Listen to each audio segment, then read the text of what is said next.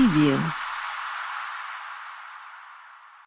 Vijayawada BJP రాష్ట్ర కార్యాలయం నుంచి రోడ్డు మార్గాన గన్నవరం అంతర్జాతీయ విమానాశ్రయానికి చేరుకున్న బీజేపీ రాష్ట్ర అధ్యక్షురాలు ఎంపీ దగ్గుబాటి పురంధేశ్వరి గన్నవరం పురంధేశ్వరి ఎయిర్పోర్ట్లో మీడియాతో మాట్లాడుతూ అద్భుతమైనటువంటి విజయాన్ని ఎన్డీఏ కూటమి భారతీయ జనతా పార్టీ నాయకత్వంలో హస్తగతం చేసుకోవడం జరిగింది.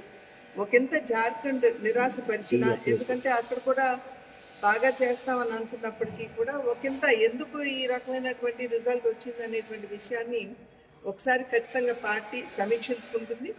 అండ్ అక్కడ ఏమన్నా కరెక్టివ్ మెజర్స్ తీసుకోవాలంటే ఖచ్చితంగా పార్టీ తీసుకునేటువంటి అవకాశం ఉంటుంది. కానీ మహారాష్ట్రలో ప్రతి ఒక్కరూ కూడా ఖచ్చితంగా భారతీయ జనతా పార్టీ నాయకత్వంలో ఉన్న ఎన్డీఏ కూటమి ఘోరాతి ఘోరంగా ఓడిపోతుంది అని చెప్పినా ఇవాళ అక్కడున్నటువంటి ప్రజలు అనూహ్యంగా భారతీయ జనతా పార్టీ కూటమిని అంటే ఎన్డీఏ కూటమిని వారు ఆశీర్వదించడం జరిగింది.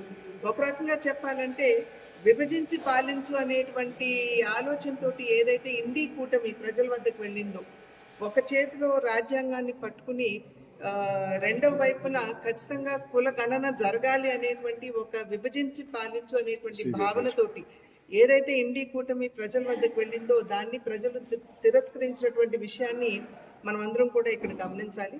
అది మాత్రమే కాకుండా హమ్ ఏక్ హై తో సేఫ్ హై అనేటువంటి నినాదం ఏదైతే ఎన్డీఏ కూటమి ఇచ్చిందో దాన్ని ఎన్డీఏ కూటమి వాళ్ళు అపహాస్యం కూడా చేయడం జరిగింది. కానీ ఇవాళ ప్రజలు ఖచ్చితంగా నరేంద్ర మోడీ గారి నాయకత్వంలో దేశం ముందుకు వెళ్ళినట్లయితే దేశం అభివృద్ధి పదంలో నడవడం మాత్రమే కాకుండా సురక్షితంగా కూడా ఉంటుంది అనేటువంటి భావనతోటి అక్కడ ఉన్నటువంటి ప్రజలు మరి ఎన్డీఏ కూటమికి ఓటు వేసి ఆశీర్వదించారు. అదేవిధంగా ఇవాళ అందినటువంటి విజయం ఏదైతే ఉందో మహారాష్ట్రలో అది కేవలం ఎన్డీఏ కూటమికి వేసినటువంటి ఓటు కాదు, ఇది మహారాష్ట్ర అభివృద్ధికి అక్కడ ఉన్నటువంటి ప్రజలు వేసినటువంటి ఓటుగా మనం గమనించాలి. ప్రజలందరికీ కూడా మహారాష్ట్రలో ఉన్నటువంటి ప్రజలందరికీ అదేవిధంగా జార్ఖండ్లో ఉన్నటువంటి వారికి కూడా ఎవరైతే ఎన్డీఏ కూటమికి ఓటు వేశారో వారందరికీ కూడా ధన్యవాదాలు తెలియజేస్తూ వారు కేవలం విజయాన్ని కాదు బాధ్యతను అప్పగించారు అనేటువంటి విషయాన్ని గుర్తించి తగు విధంగా మంచి పాలన ఇప్పటి వరకు షిండే గారి నాయకత్వంలో ఏ విధంగా అందిస్తూ వచ్చారు అదేవిధంగా మంచి సుపరిపాలన మహారాష్ట్ర రాష్ట్రానికి అందించడానికి ఎన్డీఏ కూటమి కృషి చేస్తుంది.